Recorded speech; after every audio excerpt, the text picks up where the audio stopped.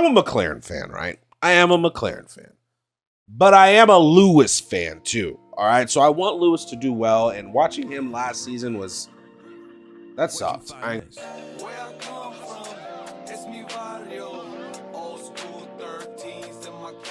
Damn it, it's race week, man. 2026 is here. I'm excited. I'm more than excited, if you couldn't tell. With testing being done, we just got to freaking Drive to Survive season, which, hey, that might be another video in itself. I think we're in store for an awesome 2026 season. Hopefully it's gonna be a banger. I hope. That's the hope. But before we get to the season, I just wanted to go through my kind of top 5 things I'm looking forward to for this season, because there's a lot of things changing. Let's keep it a buck. But before we do that, please do me a huge favor, add a like and subscribe to the video, and man, come by again, man. And we have a live channel. Come through. Let's talk freaking Formula One, baby, because it's back. It's back. Then let me know in the comments, what are y'all also looking forward to, because there's a lot, and I know I'm gonna miss a lot, but there's a lot coming out with the first one, man. It's got to be easy. It's really easy. The regulations, man. These 2026 regulation changes. First of all, if I'm going to just call it out, man, I'm hoping there is a lot more passing, okay? I'm hoping with the small wheelbase and all making the car smaller and all that good stuff, that this promotes more racing. Now, look, is there going to be a little bit of weird stuff going on as far as this MOM that's not called MOM anymore? This overtake mode, this straight line. Who knows? I'm curious to see how that goes, but damn it. These new regulations are bringing up a lot of cool different things going on. Like Ferrari. What? The Ferrari wing. Crazy. We'll get into Ferrari a little bit later, but it's really got me intrigued to know how this year's racing is going to go, because I am really hoping there's a lot more passing with these cars being smaller and not as wide. It should be great. It hopefully will be great. And who knows, maybe that leads to some passing in Monaco for a change. Because, bro, if there's one thing that really triggered me this season, was the Monaco race. I'm going to be real.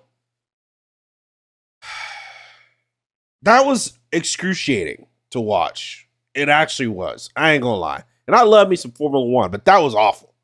Absolutely. So, hopefully with the smaller cars, maybe some things change a little bit. A man could be hopeful, I guess, right? Which that leads me to number 2, man. I want to say it's kind of the uncertainty of everything, but I won't lie. After all the testing, it kind of seems like we might know who's going to be running in that little realm. It is a little bit of whose engine is still going to be that good or not, and whose design. I still feel, but I do think, especially with Mercedes, I think they were holding back a lot. Red Bull was holding back a lot too, because that Ford engine actually surprisingly looks fucking pretty damn good. So I am curious to see who got it right.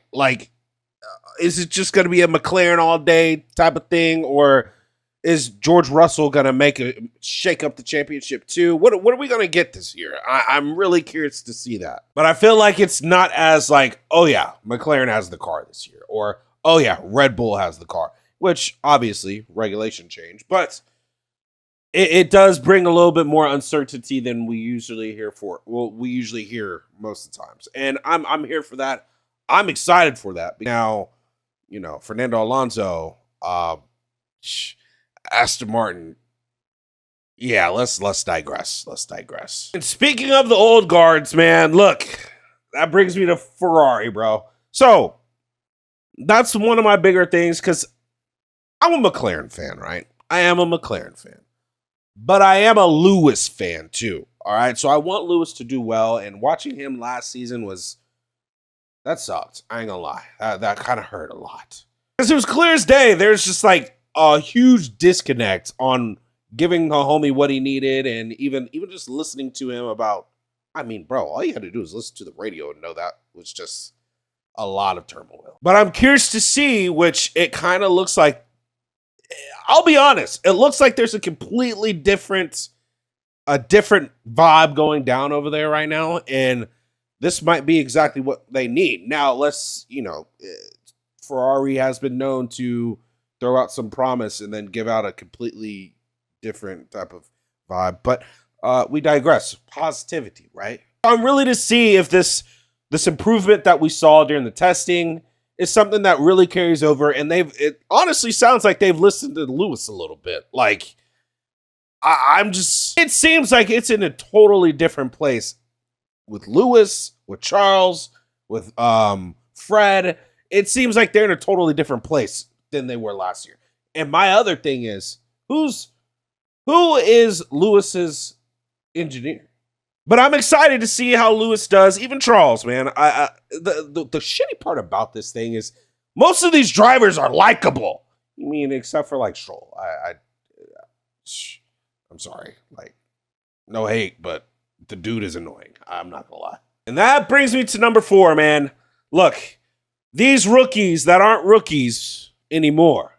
And the one in particular for me is Isaac Hadjar. I like Isaac. He's awesome. I love the vibe of Isaac. But woo, we know how that Red Bull seat is, man. And I'm just wondering how that is going to play with him this year. Now, I do think he has a little bit more going for him, that he is going into this new regulation with I forgot the new principal guy, Mekis. With Mekis being there versus having Christian Horner, I guess. Now, Drive to Survive kind of shined a little bit more lights on that, but hey, it looks like things have really changed over there as well. Like, we were talking about that with Ferrari, but it looks like a lot has changed over in Red Bull too. That might shoot for a good positive vibe over there for freaking Isaac. Now, we got Bierman too. Bierman had a big like progression at the end of the season last year. And Haas looked pretty decent as well over there with the with this new regulation as well. So I'm hopeful for those two. My personal favorite guy, I love me some Liam Lawson. So Liam, dude, please get it. Just, I need some good solid top 5s. Look, man, please, Liam, bring it home. I want to see you in Formula 1. I fuck with Liam too. I really do. So hopefully it is going to be one of those environments that really is good for Liam as well, being in this Racing Bulls. But he's going to have to finish ahead of Lindblad. It's one of those things where he has to do that. And I think he can. I definitely think he can. And then the last one, man, Kimi. Actually, Bortoleto too. But I don't know about my expectations for Bortoleto because of this new team. This completely new team. There's a lot more they got to iron out. Now, Kimi, I'm expecting him to take a big step this year. I mean, he had a pretty dominant ending of the season last year too, and showed a lot of promise. How's that going to transfer over? I'm hoping it's in a really good way, because also since, I mean, Mercedes sounds like they're going to be one of the top of the field as far as having this car put together, man. So I'm hoping that really gets a fire under his ass. It gets Antonelli firing from the gate, and it's hopefully not just the George Russell show at Mercedes. So we'll see, dude. I really hate it, man, because all these guys are very likable, because you want to have that like villain guy, but I mean, I guess everyone has Stroll. I mean, yeah. Then that kind of brings me on to the last one, man, and we'll wrap it up from here. But the changes at Red Bull, man, because Red Bull has a lot of changes. Not just, Christian Horner completely gone this season. I think Helmut's gone as well. Dude, they have this new powertrain that's going in both of the Red Bulls. Obviously, the main Red Bull team, and then Racing Bulls, too. So how strong is that engine going to be? I mean, after Bahrain, it looked like that pretty comparable playing field as the Mercedes engine. So who knows? That could be really good. But the thing is, I mean, we're gonna, the course of the season, like, other things come up too. I'm hoping that these things, as far as Red Bull having this new engine, doesn't kind of bite them in the ass later.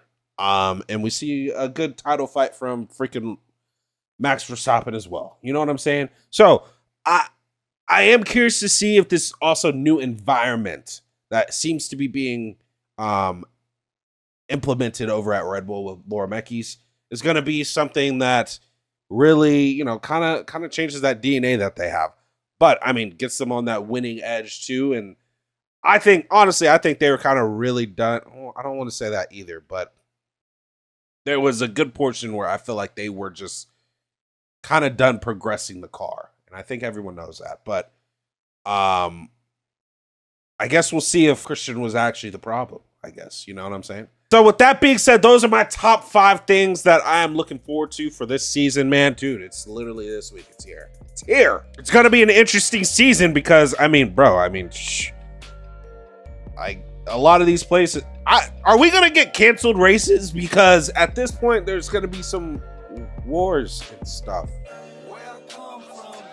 Yeah, there's going to be some stuff going on. We'll see. Let me know in the comments what you think, man. What are your top 5 things y'all are excited about for the season? I will catch y'all later. Make sure y'all hit that subscribe button. Join the freaking family. I will catch y'all later. Have a good one. Peace.